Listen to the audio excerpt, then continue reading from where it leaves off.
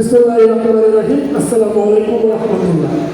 শুধু দুটো বক্তব্য বলে আমি শেষ করে দিতে চাই। দক্ষ দক্ষ দক্ষ দক্ষ মাস্টার ও কর্মচারীরা খুবই কষ্টে আছে। আমরা আশা করব অতি দ্রুত তাদেরকে স্কেল মুক্ত করা হোক। পাশাপাশি ঠিক আছে, আমি আরো বক্তব্য রাখতে চেয়েছিলাম, যেহেতু আমাদের এমপি মহোদয় আছে এবং বিভিন্ন সিনিয়র নেতৃবৃন্দরা আছে, তার জন্য আমি বক্তব্য রাখতে পারলাম না। এই জন্য দুঃখিত। সকালকে জানাই আসসালামু আলাইকুম ওয়া রাহমাতুল্লাহ। আজকে মে দিবস হলো এমন একটি দিবস, 1886 সালে আমেরিকার শিকাগো শহরে একটি সুই কারখানায় প্রথম যে শ্রমিকদের মাঝে এই আন্দোলন শুরু হয়েছিল। শ্রমিকদেরকে যেভাবে খাটানো হয়েছিল, সীমাহীন যেভাবে নির্যাতন করা হয়েছিল, সেটার প্রতিবাদে তেনারা ওখান থেকে প্রথম আন্দোলনটা তাদের ন্যায় অধিকারের জন্য, মজুরির জন্য সেখানে আন্দোলনটা শুরু হয়। আলোচনা সভায় উপস্থিত ছিলেন ঢাকা দক্ষিণ সিটি কর্পোরেশনের অভিভাবক, বীর মুক্তিযোদ্ধা, রাজপথের সিটি কাউন্সিলর জনাব আব্দুল সালাম ভাই এবং দুনিয়ার মজদুর এক হও দেশ গড়, এই প্রত্যাশা ব্যক্ত করছি এবং শ্রমিকদের যে দুঃখ কষ্ট সেগুলো লাঘব করার জন্য এখানে আমাদের অভিভাবক রয়েছেন। আমার এখানে দুটি অভিযোগ রয়েছে, মানে আবেদন রয়েছে, দুঃখিত। একটি হচ্ছে বিদ্যুৎ কর্মচারীর ঝুঁকি ভাতা, দ্বিতীয়ত হচ্ছে দক্ষ ও অদক্ষ কর্মচারীর চাকরি স্থায়ীকরণ।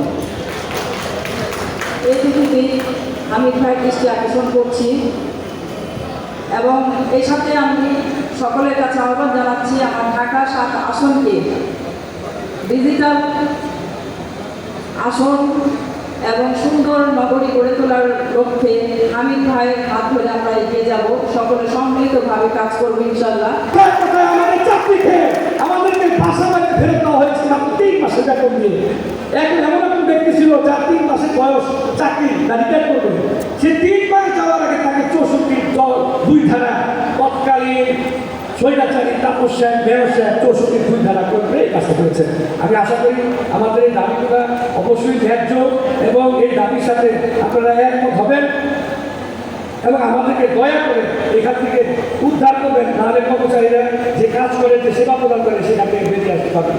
আমি এবারে আমার কথা শেষ করে আমি বক্তব্য রাখার জন্য আহ্বান জানাচ্ছি ঢাকা দক্ষিণ সিটি কর্পোরেশনের অফিসার অ্যাসোসিয়েশনের সম্মানিত সহ যে বিষয় আলোচনা অনুষ্ঠিত হতে যাচ্ছে, মহান মে দিবসের আলোচনার এই প্রতিপাদ্য বিষয়কে কেন্দ্র করে আজকে যে শ্রমিক সংগঠন আজকের এই আয়োজন করেছে, আজকে শ্রমিকের অধিকার আদায়ের জন্য, শ্রমিকের স্বার্থ রক্ষার জন্য, শ্রমিকের সুখ দুঃখ এবং কষ্ট সেসবের বিনিময়ে তার যে অধিকারটা থাকা উচিত, সেই অধিকার আদায়ের জন্য আজকে এই 3256 যেই সংগঠনটি আজকে আয়োজন করেছে, তাদের এই সংগঠনে প্রতিবদ্ধ বিষয়ে আজকে সেটা বাস্তবে রূপ লাভ করুক।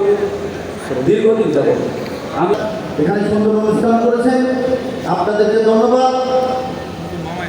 আজকে আমাদের শ্রমিক আন্দোলন আমেরিকা শিকাগো থেকে আরম্ভ হয়েছে, ইনশাআল্লাহ এখনো চলমান আছে। যে শ্রমিকরা, আমি একজন শ্রমিক, আপনি একজন শ্রমিক, আমরা চাই যে শ্রমিকরা সবসময় ভালো থাকবে।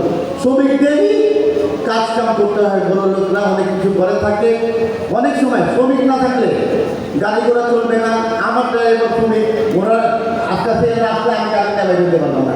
আজকে মহিলা কাজ না করলে ঢাকা সিটি দক্ষিণ পুরো অঞ্চল হয়ে যাবে। তো ইনশাল্লাহ শ্রমিকদের কথা চিন্তা করে আমাদের ভাবতে হবে যে শ্রমিকরা কীভাবে আছে, তাদের যাতে সুন্দরভাবে সংসার চলে, তাদেরও সুন্দরভাবে চলতে পারে। তো আপনারা কিছু দাবি দেওয়া এখানে রেখেছেন, আমাদের প্রশাসক সাহেব শুনেছেন এবং প্রশাসক সাহেব এখানে নাই, উনি তাকে প্রধানমন্ত্রী তারেক রহমান এটা মিটিংয়ের জন্য দেখে নিয়ে গেছে